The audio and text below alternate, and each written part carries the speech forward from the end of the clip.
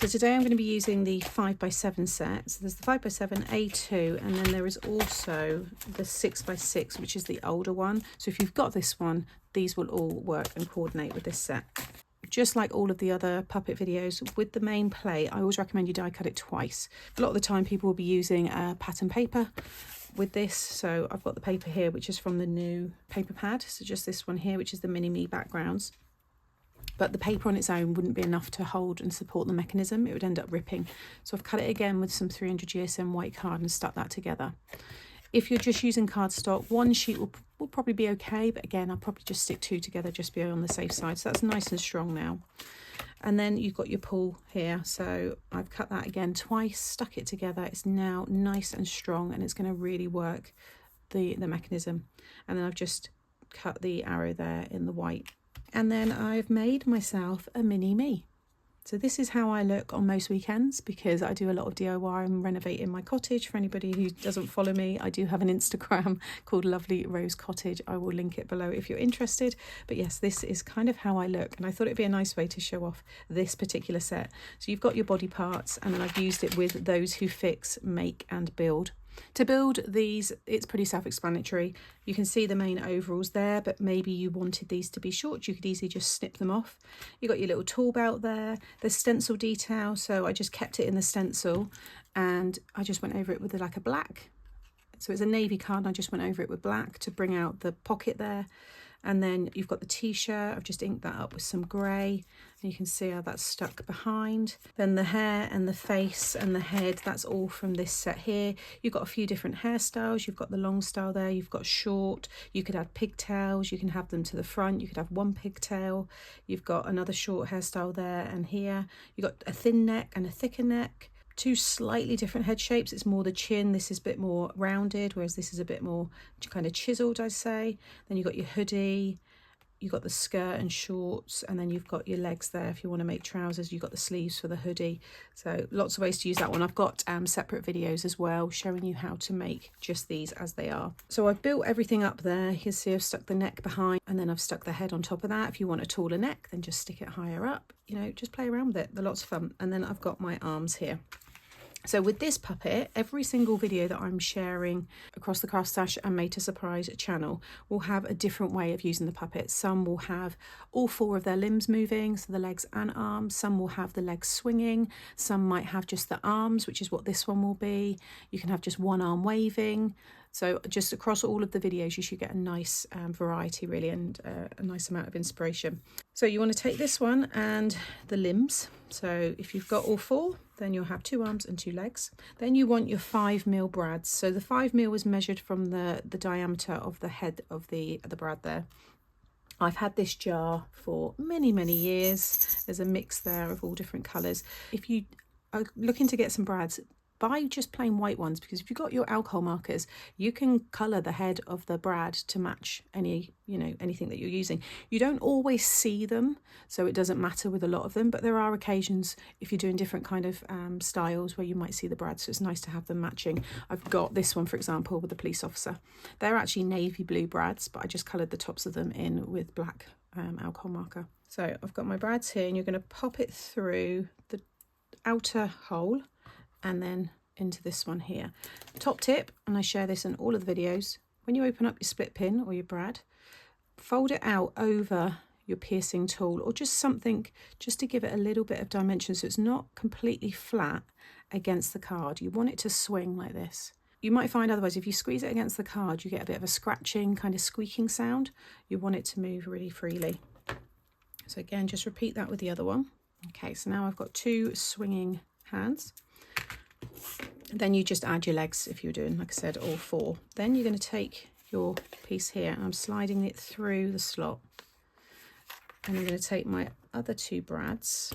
You'd have another 4, and then you're just going to pop them through the other hole, and you're going to, that hole, you'll line it up with the corresponding hole on the card base there. So just slide it through both so it comes out the back here, and again, just open it up and just fold it over your piercing tool there, and you can do a little test.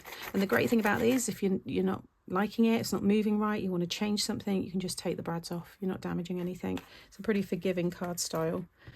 And then Again, just pop it through and then just move it up until it aligns with the other hole. And again, like so. So now, again, do a test. Like so. So this is the Craft Stash foam. It's a nice thick foam. It's about, I think I've said before, I seem to always forget, is it 2 or 3 mil? It's like just over. It's probably down as 2 mil, but it feels like it's more 3 mil. Anyway, what you want to do is cut your foam. You want to double it up so that it is the same, or if not, a little bit taller than the height of the brad there, because otherwise your character is going to kind of dip and it's not going to look very nice.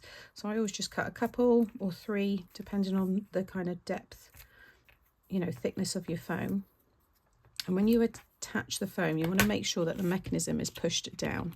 Okay, so fully pushed down, and you're going to stick your foam just under each of the arm sections, that little right angle that you've got. Just add your foam in there. You want it close, but you don't want it touching, so you need it to be hidden behind the body, but you don't want it to mess up the mechanism moving.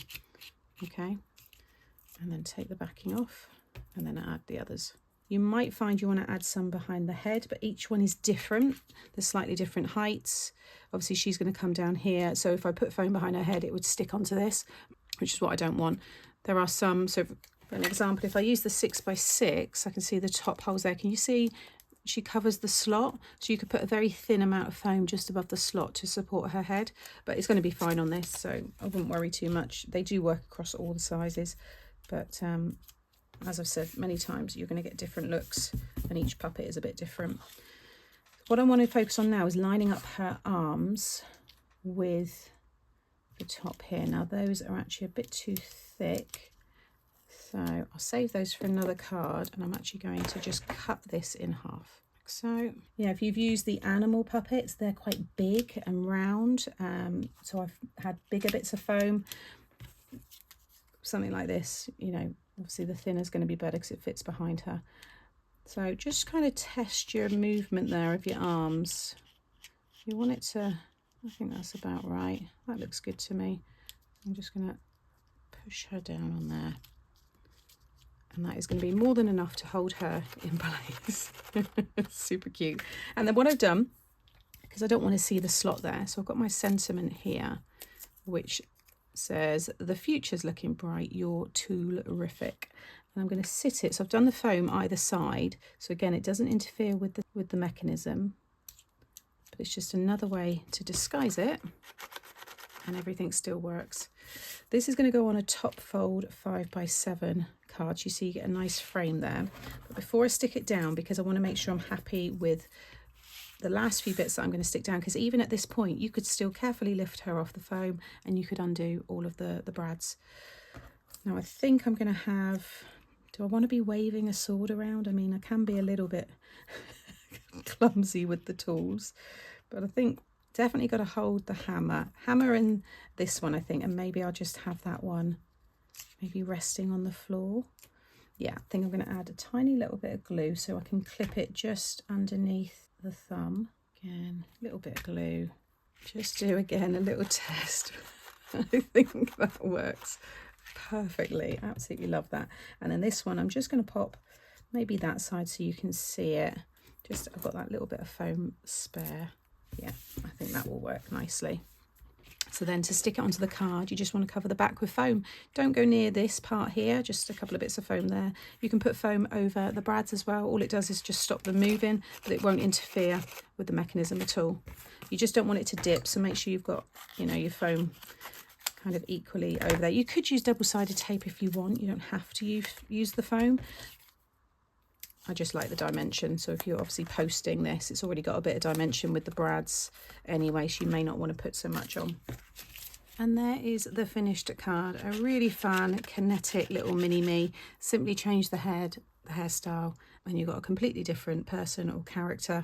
I think these are fun to add a real photograph of someone's head, just scale it down. That would look really fun. You could also use maybe a character. You know, if you've got a little child, maybe they're into a favourite character, you could download and print off their head. You could put maybe a celebrity's face on there. You could do lots of fun things with this. I think it is super fun and displays wonderfully. So I hope you like this way of using the puppets. Like I said, check out the playlist. I will have all the videos that I've done with this collection in one playlist, but I'll have a full puppets one which will have everything in there, because I've done fun folds and things like that as well, so there is lots of good stuff. So make sure you subscribe to the channel so you don't miss out on future videos. All the products that I've used, as always, are linked in the description box below, and I'll see you again soon. Bye.